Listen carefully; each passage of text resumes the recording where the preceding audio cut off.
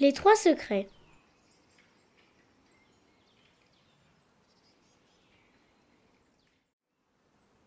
Pas très loin de la forêt du pays du milieu, la scierie du village faisait entendre son bruit dans toute la campagne. À la porte de la scierie, le patron était dans une colère noire. Jamais dans l'histoire de cette usine, on ne l'avait vu dans cet état. Il hurlait comme jamais en expédiant d'un coup de pied le nouvel employé de l'usine et son inséparable compagnon. « Hors de ma vue, menteur, voleur, que je ne vous revoie plus jamais ici !» Les 2 compères couraient si vite que la voix du patron disparaissait dans les airs. Michel Noah avait le souffle coupé. Essoufflé, mais sain et sauf, il dit à son compagnon : « Cette fois-ci, on a eu chaud. Il faudra désormais se tenir à carreau. »« Tu as raison. Allons nous faire oublier quelque temps dans cette forêt. » Les 2 compagnons pénétrèrent dans la forêt sombre, humide et habitée de bêtes aussi féroces que terrifiantes. Vers de terre à 2 têtes, araignées géantes, hérissons aux piquants aiguisés comme des lames, champignons vénéneux habitaient la forêt. D'ailleurs, jamais personne ne s'y aventurait. Michel Noah et Hector s'enfoncèrent de plus en plus au cœur de la forêt. Dans le noir total, les oiseaux chantaient des airs étranges, comme pour avertir la visite de ces 2 étranges personnages. Oui, étranges personnages. Hector, lové autour du cou de Michel Noah, n'était autre qu'un boa constructor, le spécialiste des transformations. C'est à cause de lui que le patron les chassa, car Hector avait métamorphosé la tête de leur chef en une maison en bois miniature. Michel Noah, lui, avait volé une bouteille au secret maléfique d'un liquide aux couleurs changeantes. « Regarde là-haut, une cabane perchée dans les arbres. Allons voir, elle servira de refuge pour cette nuit. » proposa Michel. Hector, le boa constructor, était épuisé par cette journée de marche. Il s'endormit sur le semblant de lit placé entre le frigidaire et un vélo entreposé là, comme un décor de salon. Michel Noah vérifia qu'Hector se soit bien endormi et sortit de sa poche la potion aux 1000 couleurs. Il avala une petite quantité du breuvage et remit le reste dans le frigo. En quelques secondes, le corps de Michel Noah se transforma et l'on vit apparaître un ours brun d'une taille à faire peur toutes les bêtes de la forêt.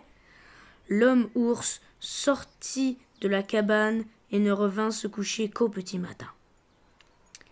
Les jours passèrent paisibles, sans soucis, sans mauvaises rencontres malgré l'ambiance étrange de cette forêt. Tous les soirs, à la même heure, à 23 heures précises, Michel Noah buvait sa potion maléfique, devenait ours dans la forêt. Aux premières lueurs du matin, l'animal reprenait l'apparence d'un homme.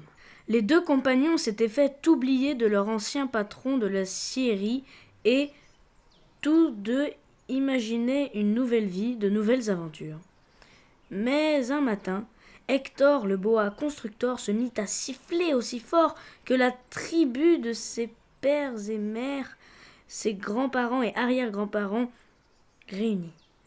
Un vacarme qui fit trembler la cabane dans les arbres, fit s'envoler tous les oiseaux de la forêt et se réveiller chouettes et hiboux des bois d'à côté.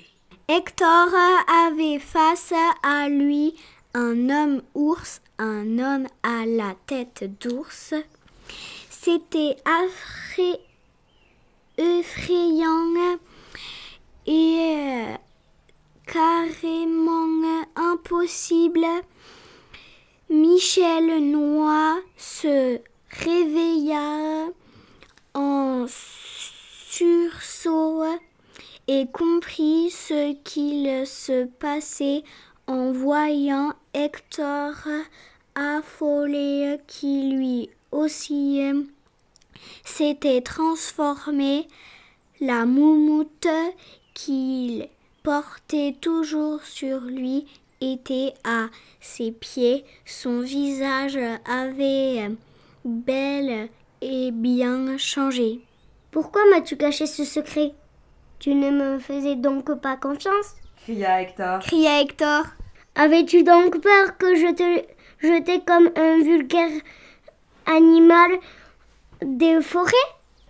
Hector s'enroule autour de l'homme ours, prêt à serrer pour l'étouffer, car Michel avait trahi son amitié.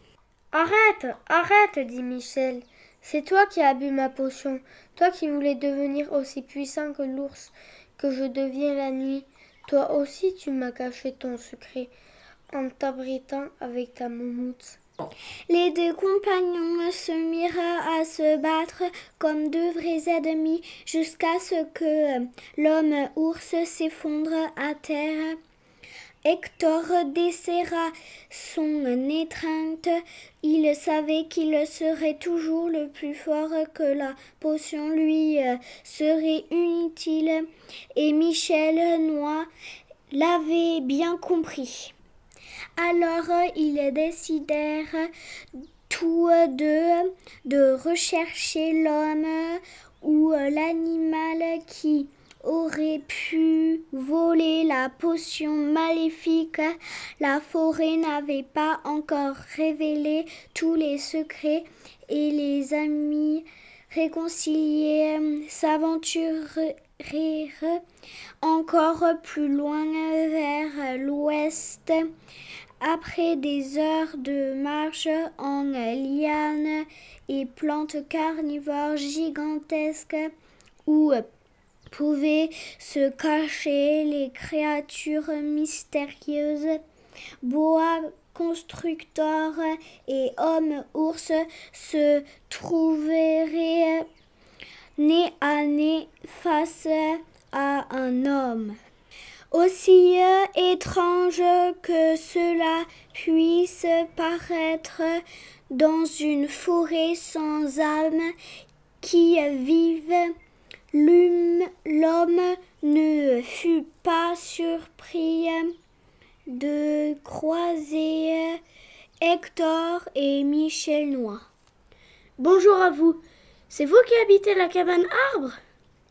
Il m'a semblé vous apercevoir il y a quelques jours.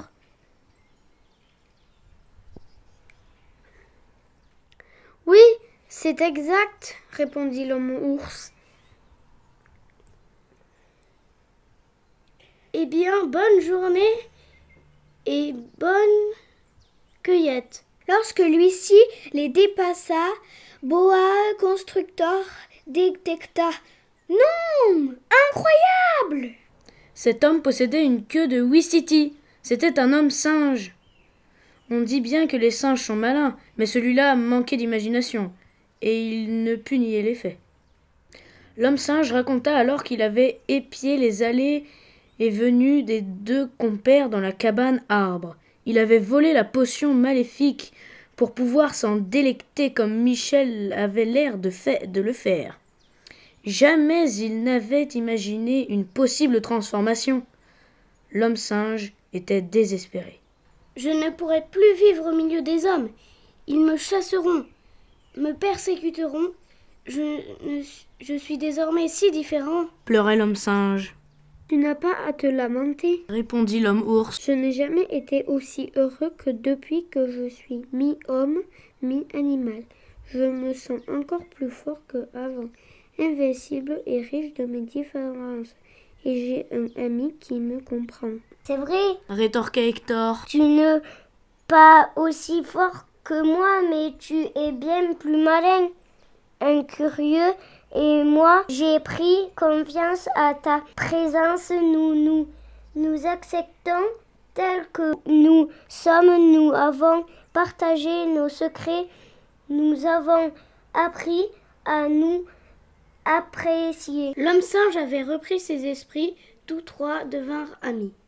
L'on raconte que le jour des Jeux Olympiques de l'année 2048, les trois compères furent les vainqueurs de 3 disciplines. Jean-Michel, l'homme singe, monta sur le podium, premier à l'acrobranche. Hector, le boa constructor, monta sur le podium, premier à la gymnastique synchronisée. Michel Noah, l'homme ours, monta sur le podium, premier pour avoir avalé le plus de miel en 1 heure. La morale de cette histoire ? Le monde serait bien triste si tout le monde se ressemblait, n'est-ce pas ?